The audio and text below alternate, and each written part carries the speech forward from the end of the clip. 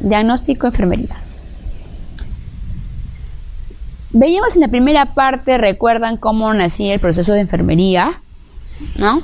Pero también tenemos 3 conceptos de lo que es diagnóstico, enfermería. En el tercero, el no menos conocido o menos conocido Carpenito, ¿lo recuerdan? Hasta un libro tenemos nosotros del pregrado, ¿no? Y que nos hablaba de las respuestas humanas, ¿no? Carpenito nos decía que el diagnóstico es una declaración que describe una respuesta humana de un individuo, grupo, por ejemplo. Y nosotros, ¿no? La enfermera puede legalmente, porque sí, legalmente, ¿qué nos dice nuestra ley del trabajo enfermero? Nosotros aplicamos el PAE. El cuidado es, entonces, sí, legalmente identificar y prescribir actividades. ¿Para qué? Para mantener, te dejo ver un poco, ¿no? Ya, así, te dejo ver, ya. El estado de salud y reducir y eliminar. Entonces, eso es lo que nos decía el famoso Carpenito. Retrocediendo, Alfaro, antes de que Carpenito mencionara eso, nos decía de que el diagnóstico es un problema de salud real o potencial. Y nos hablaba aquí casi de tipo de diagnóstico, ¿no? Como ustedes lo pueden ver. Que también nos habla de la parte legal. Como ustedes, ¿no? ¿Y para qué? Para las actividades que nuestro rol que hacemos nosotros. Nuestro rol: prevenir, resolver, reducir, ¿no? Evitar. Retrocediendo 82, antes Gordon también nos hablaba del problema de salud real como tipo de diagnóstico, que eso es lo que se define, ¿ya? En virtud de eso, o sea, de los grandes autores, la Nanda ya emitía para el año 99 que el diagnóstico de enfermería era un juicio clínico. Agregaba lo que decía Carpenito, ¿no? Respuesta de un individuo o familia de los problemas de salud reales. Para el 2008 seguía con el concepto del diagnóstico de enfermería, que da como eso, como un juicio clínico, que lo formulan nosotros, los profesionales de enfermería. ¿Sobre qué? Sobre las respuestas, los individuos, continuamos con lo mismo, la familia y la comunidad, a las afecciones o procesos vitales. ¿Ya? Porque nosotros somos responsables de monitorizar la respuesta de él, para así, de esta manera, adoptar un plan de cuidados. Entonces nos hablan de que el diagnóstico de enfermería es un juicio clínico, ¿no? Que nosotros enfermeros realizamos ante estado de salud, riesgos. ¿Ya? Eso es en relación al diagnóstico. Por lo tanto, el diagnóstico es un enunciado del problema real o potencial del paciente, que requiere intervención de la enfermería con el objetivo de resolverlo, modificarlo o disminuirlo. ¿Ok? Este es un juicio clínico sobre las respuestas del individuo a la familia. Entonces nosotros, si es un juicio clínico, es un juicio que está basado en conocimientos, está basado en algo científico, no está basado porque a mí se me ocurre, ¿no? Y porque nace así. Es la etapa más polémica después de la valoración, ¿no? La etapa más y menos comprendida de lo que es la etapa del PAE. Si realizamos un buen diagnóstico, vamos a hacer una buena intervención, ¿no? De enfermería. Si no, no. ¿Por qué? Porque diagnóstico significa conocer, distinguir, identificar. Si no identificamos, no vamos a hacer una buena intervención y no vamos a tener un buen objetivo.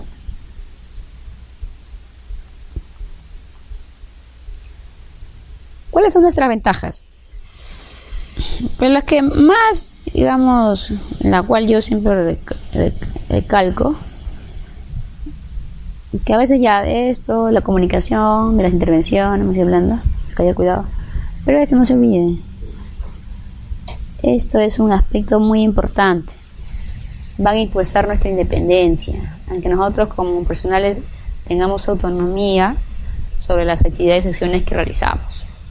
Por ejemplo, tenemos a una paciente cardíaca que ya es operada hace 2 años. La han operado de alguna cirugía general, la aparatomía, ¿no? Otro diagnóstico.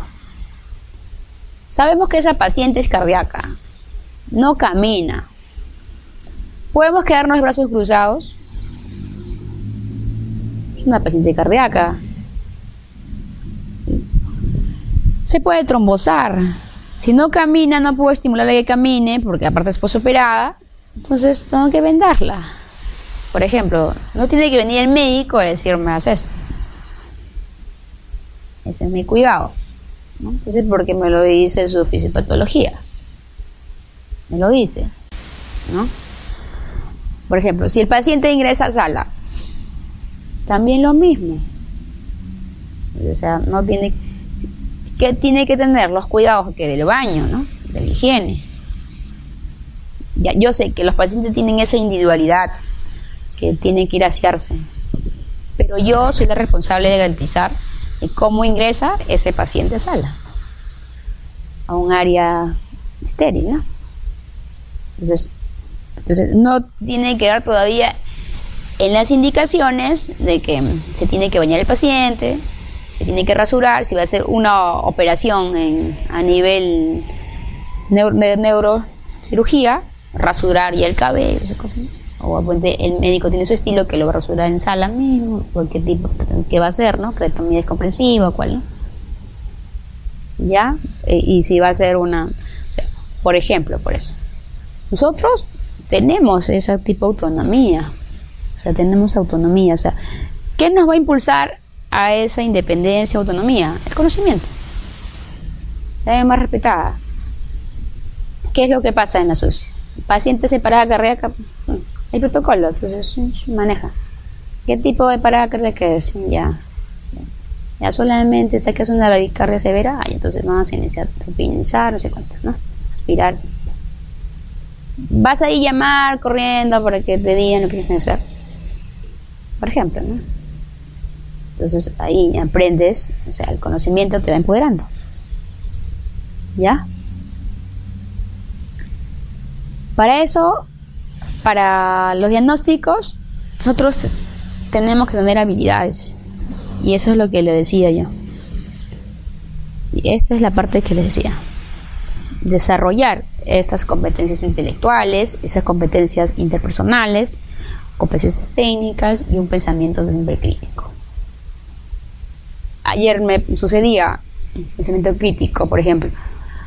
Ese paciente ingresaba a sala 6 y 5, el cambio de turno 7, ¿no? Entonces entró 6 y 5 al servicio. Pero su primera dosis de ceftriaxona lo recibió a las 7 de la mañana, ¿no? Y la segunda la toca a las 12 horas, que es 7 de la noche, y eso ya. Y yo paso a las 9 de la noche y lo que me dice el colega es: doctora, licenciada, pero el doctor no ha hecho su receta. Y ya son las 10, le digo, son 3 horas. Él tiene que subir a hacer su receta, ¿no? Así, ¿no? Pero pensamiento crítico, ¿qué nos da? ¿Qué es lo más importante? Paciente. O sea, es un paciente posoperado, inmediato, ¿no? Entonces, ¿qué es lo que has hecho para que... No, yo estoy que espero que venga a dar su receta. Nosotros tenemos un sistema. O sea, ¿y has preguntado si está en sala y o algo? No sé, pero él no ha venido hasta ahora, lleva sido 11 ya. Por ejemplo, pero si estás en el sistema lo puedes imprimir. Solución: el paciente necesita hace 4 horas su medicación. Entonces ahí tiene el criterio, ¿no? Es que los médicos se acostumbran a que nosotros hagamos su receta, sí, pero ¿eso es superior a que el paciente no esté recibiendo su medicamento más de 4 horas? Por eso, entonces es pensamiento crítico y una práctica reflexiva.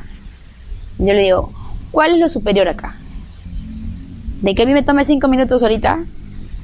Nada más, y yo le diga al otro que lo selle, nada más. Bueno, como usted nos está diciendo, lo vamos a hacer. No, es que no lo vamos a hacer, solo quiero que se está perdiendo. Si me hubieras dicho en ese momento, las 7 yo recuperaba tiempo. Ahorita no puedo recuperar el tiempo. Quiero que se haga ahora porque ya se ha pasado mucho más el tiempo. Y yo no voy a dilatar 4 horas más para que ese paciente tenga que recibir lo que tenga que recibir. Y eso posiblemente pase con otras cosas más, ¿no? Entonces, por eso, hay situaciones y contextos. Hay aspectos que pueden esperar y enseñarles, o sea, lo que tienen que ser sus deberes. Y hay momentos de que el cual el tiempo no se puede recuperar. ¿Cómo es eso? Yo tampoco voy a hacer más para hacerme, o sea, más de rogar cuando el paciente es el que pierde. Cuando yo lo puedo hacer también. Cuando yo lo puedo hacer y lo pueden hacer. Hay momentos que se puede tomar decisiones y se hace. O sea, en esos momentos, por ejemplo, no tiene indicado, pero solamente lo que a mí o sea, lo que a mí normalmente la parte administrativa nomás es lo que no hace que se efectivice. Porque el medicamento hay allá. El sistema está acá. Entonces, porque yo tengo que esperar que venga, ¿no? Pero tiene indicado, ¿no? Entonces, por eso digo, esa es reflexión, ¿no? Esa reflexión, cómo llegamos al paciente. Sí, pasa lo otro, pero a mí no me... Le digo lo otro y ya queda un segundo plano. ¿Ya? ¿Cómo se da esa evolución de esos diagnósticos? Así como teníamos una evolución desde el proceso de enfermería, tenemos una evolución de los diagnósticos, ¿no? Desde Florencia Nightingale, desde que les hablaba de que hizo sus notas de enfermería, ¿no? Desde la guerra de Crimea, hasta en las décadas 50, que se utilizó primera vez, y luego en el 53, Frey, ¿no? La que nos hablaba primero de que el diagnóstico, recuerden, el proceso de enfermería debería incluirse en ese caso, ¿no? Un paso necesario para desarrollar el plan de cuidados. Han escuchado a la teorista Faya Abdelaj. Ella clasificó los problemas, 21 problemas clínicos del paciente, pero para ello consideró los diagnósticos. ¿Okay? Ella también es una teorista importante.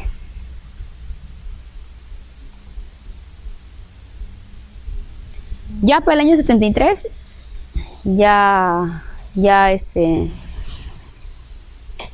es considerado como el método principal de desempeño, y aquí ya clasificaron los diagnósticos de enfermería en este año. Ya, pero para el 78 se había clasificado según patrones funcionales. Fue un ordenamiento utilizado por la NANTA, ¿no? Entonces, ¿cómo fue evolucionando? Primero, se clasificó el diagnóstico. Segundo, ya por patrones funcionales de esos diagnósticos. Luego, en el 80, ¿no? Bueno, esa es la definición que veíamos. Luego se aprobó en el 82 otra taxonomía, que es la tercera clasificación, por patrones de respuestas, que constó de 9 patrones. Y en el 93 ya se hizo una clasificación ya con lo que ustedes conocen con el NIC-NOC, ¿no? Entonces ahí así evolucionando. Para el 2004 ya NANTA también publicó otra clasificación de diagnósticos, que antes recuerdan que eran patrones, ahora ya otro ya. ¿Y en qué es ahora? En dominio. Entonces cada uno ha tenido su evolución. Para el 2005-2006 ya se agrega otro dominio. O sea, cada vez se ha ido estandarizando, pero según realidades, ¿no? También ir agregándose diagnósticos. ¿Ya? Esta clasificación de aquí se denomina taxonomía 2, ¿no? Que decíamos, y consta de taxonomía. Luego, como les he dicho el otro día, estos son los 13 dominios, ¿no?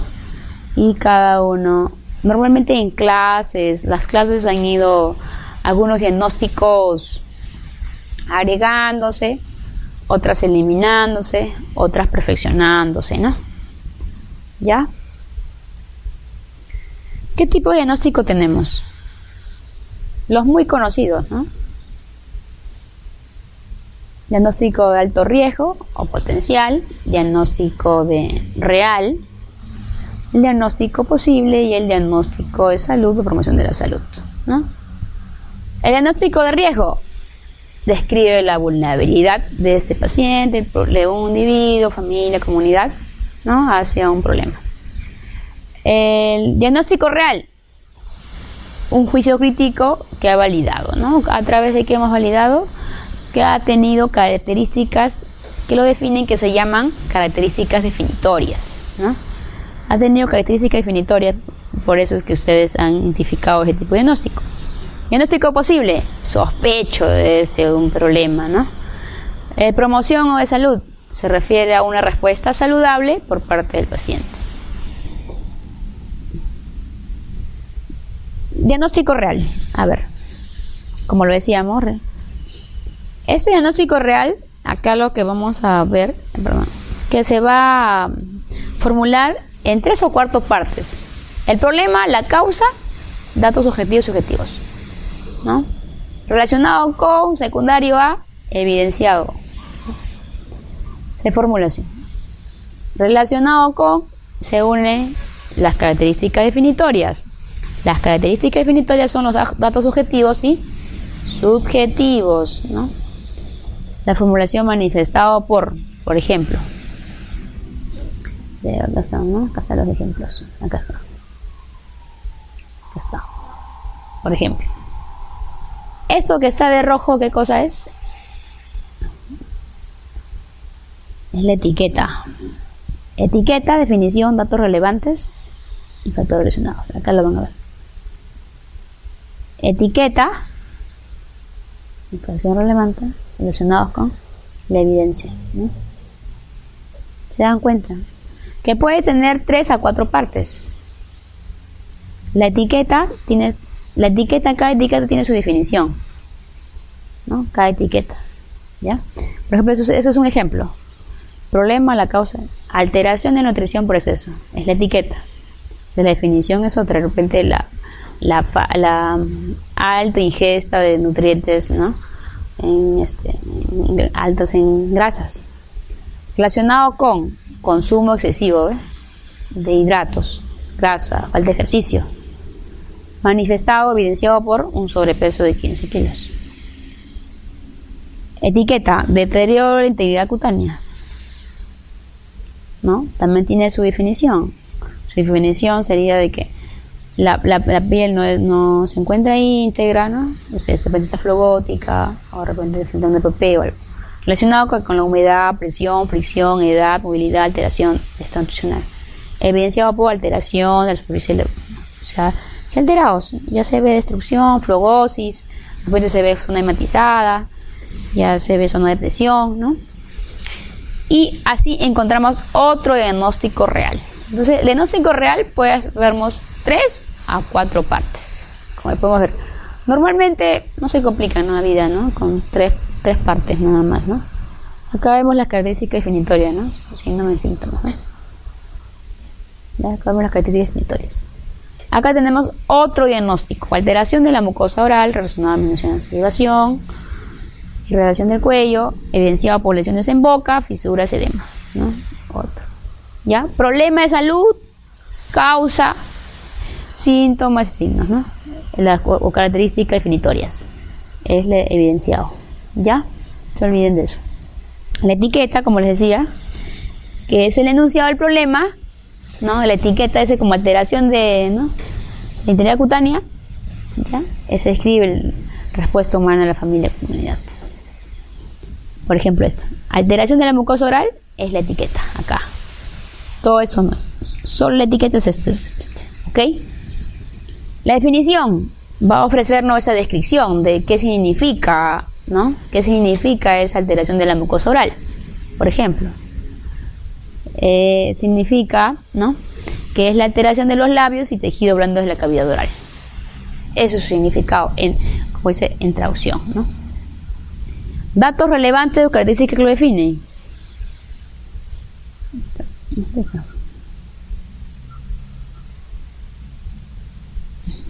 Vamos a ver acá, por ejemplo, cuáles son las fisuras, ¿no? Van a corroborar esa alteración de la mucosa oral, ¿ok? Si hay edema, sangre. Esto es primero el principal. Luego corroboran si hay también estos, ¿ya? Datos relevantes es el evidenciado de las lesiones, por ejemplo, acá en boca, fisuras, edema, lo que decíamos, los datos, ¿no? Y los factores relacionados son las causas directas, ¿no? Los factores relacionados son de diferentes tipos. Pueden ser fisiopatológicos, por ejemplo, algunos tienen alguna enfermedad que ya los va a conllevar a eso, ¿no? Por ejemplo, los pacientes que tienen VIH con una hemocistitis carini por hongo, ¿no?, o algún tipo de inmunodepresión, o los pacientes con plaquetopénicos que tienen, ¿no?, se forma mayor úlcera muy rápido, o pérdida de sangre, ¿no? Ya inmunológicos, ¿no? O el tratamiento, hay medicamentos que te pueden causar, ¿no? También, por las quimioterapias, por la caída de pelo, anestésicos, ¿no? La diálisis y así. Los ambientales, ¿no? Como la hospitalización, experiencias previas, ¿no? Personales, de maduración, con la edad, por ejemplo, los lactantes no hacen todavía una buena termorregulación, ¿no? Eso es un problema que siempre se ve, por eso, o si no existieran las incubadoras, por fuera su función. O lo otro, la inmadurez pulmonar, o no existieran todo lo que hay, el CIPA, el ventilador y todo, ¿no? La inmadurez pulmonar, eso es uno de los factores también. Ya, y esos son el relacionado con. Ya así tenemos los componentes del diagnóstico, ¿no? Esa es en relación, digamos, el base para hacer los diagnósticos después que nos podemos sacar es el diagnóstico real, ¿no? Este es el más completo. El diagnóstico real tiene siempre los 4, ¿no? O a 3, que es el más completo. A los otros siempre vamos a agregar o anteponer un cambio en etiqueta. Por ejemplo, en el diagnóstico de riesgo siempre vamos a agregar la palabra riesgo, ¿no? Hacia, ¿no? Luego el problema que tenga. Esta se formula con 2 partes, un problema y causa. Jamás va a tener un riesgo evidenciado. Y uno de riesgo, cuando se plantee, primero se plantea un diagnóstico real, porque siempre va a haber un diagnóstico real, luego un diagnóstico de riesgo, a menos de esté de bienestar, ¿no? del paciente. Pero si es un problema, el paciente tiene un problema de salud, siempre va a haber un diagnóstico real. El paciente por algo está en una situación en un hospital, ¿no? Por ejemplo, ¿no? Ustedes ya saben las partes, ¿no, chicos? ¿Cuál es la etiqueta?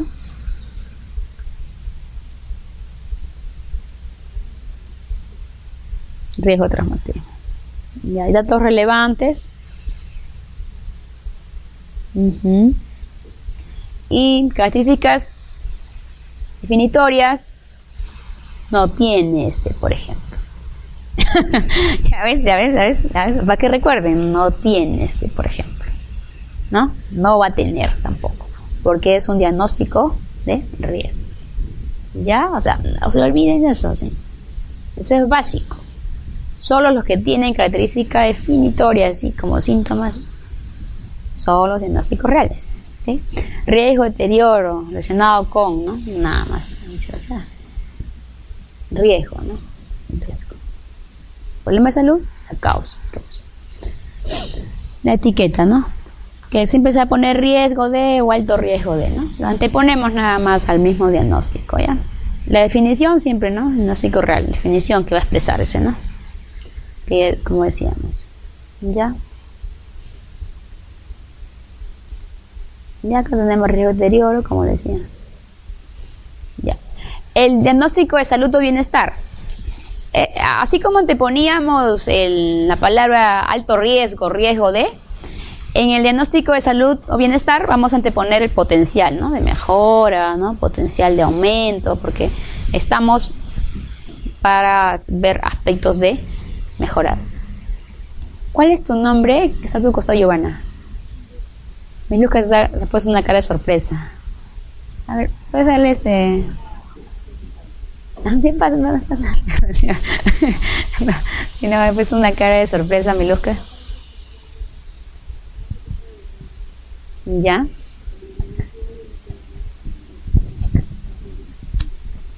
Claro. A ver. Ya. No, me decía que me falta actualizarme porque, o sea, más me he enfocado saliendo de la universidad a lo que son patrones. Pero patrones fue una división, como te das cuenta, de taxonomía Nanda, que se dio en el año 83, que sí y luego ya hemos pasado a dominios, ¿no? Ajá. Claro, pero, o sea, como le digo... Tienen una diferencia cada uno, ¿no? Siempre. Claro, o sea, se ha ido mejorando, innovando para estandarizar. Y nosotros, a través del conocimiento, nosotros como enfermeros, todos podemos aportar. Nadie está cerrado a que nadie pueda dar un nuevo diagnóstico. Depende de mi realidad, lo amerite. Porque las realidades desarrolladas tienen otro tipo de problemas. Por ejemplo, muchos tienen el problema del consumo de chatarra, ¿no? Comida chatarra, por ejemplo. ¿no? Sobre todo la sociedad americana, ¿no? Su problema básico de ellos son problemas de diabetes y obesidad. Bien. Y nosotros, ¿qué es? Tuberculosis. Pero es que somos el país que tiene más tuberculosis, o sea, eso es una cosa innegable. Y tenemos el programa de la OPS, que es el mismo para toda América Latina. O sea, no hay nada diferente. Es un programa altamente costoso. Nada viene gratis. Pero por eso, como esa experiencia de tuberculosis, vienen muchas ONGs al Perú. Socios, varias ONGs al Perú, por hacer estudios, ¿no?, de tuberculosis. E incluso en MDR estamos superando a África. Y nosotros podemos aportar. Entonces, tenemos que mejorar esa entrevista de enfermería, como ese seguimiento. Y nosotros podríamos aportar, porque tenemos un dominio de promoción de la salud que podríamos aportar, ¿no? Por ejemplo, ¿no? En la Universidad Católica, último, se ha creado una incubadora con un ventilador incluido para poblaciones de nuestro país, que se va a dar para personas indígenas, por ejemplo, ¿no? ¿Y quién más se ha encargado de poder capacitar esto? ¿Quiénes se van a encargar de esa comunicación intercultural con esa población, que a su recién nacido le pongas una máquina que ellos no conocen? Por eso, o sea, por eso das cuenta, tenemos oportunidades, sobre todo las que, o sea, todos de enfermería, como desde el inicio. Yo les motivo acá, porque desde mi experiencia les puedo decir de que tenemos una gama de áreas. ¿Te puede entrar? Sí, te puede dar. Te da mi luz. Una gama que nosotros no nos quedemos solamente en nuestra área, o sea, miremos más allá. Si va a ser especialista en neo, va a ser especialista en sala, va a ser especialista en onco, o sea, traten de avanzar más de eso, porque pueden desarrollar, como digo, muchas cosas hay, muchas cosas. Ahora ustedes googlean y todo hay, nada es aislado. O sea, el motivo para que, si las cosas que lo van a hacer, háganlo mucho más que bien. Pero nos encontremos por ahí en algún lugar, pero háganlo mucho más que bien. Y de verdad que oportunidades hay un montón, muchas. ¿Ya? Entonces, sí, con patrones estábamos con lo de Gordon y se habían visto, pero luego hemos pasado a dominios. ¿Ya? Pero estos son tipos de diagnósticos. ¿Ya? Los tipos de diagnósticos que estamos viendo casi no son muy utilizados, porque la mayoría de personas siempre vienen con problemas, ¿no? Casi para mejorar y potenciar su salud, pocos, ¿no? Porque se sienten sano, el que se siente sano ya se siente seguro. ¿Ya? ¿Sí? Ya, entonces tiene solamente esto. Anteponemos potencial de aumento, mejora por ejemplo, de autocuidado de una vagina. No tiene una etiqueta más del problema. ¿Ok? Ya tiene el problema nada más. Y poco a poco hemos ido disminuyendo, como se cuenta. Que uno tenía 3 a 4 partes, otro, ¿no?, 2, ahora 1, ¿no? ¿Se cuenta? Y cómo ustedes ya pueden relacionar. Y los diagnósticos posibles, que si de salud, o sea, no es muy común hacerlos, los posibles menos, porque a veces también podemos incurrir a sesgos, ¿no? Tratamos de hacer más por eso de riesgo, ¿no? Diagnósticos reales y de riesgo son los que realizamos más, ¿no? Son los que realizamos con los que estamos muy más relacionados, ¿ya? Pero acá hay un ejemplo, por ejemplo, ¿no?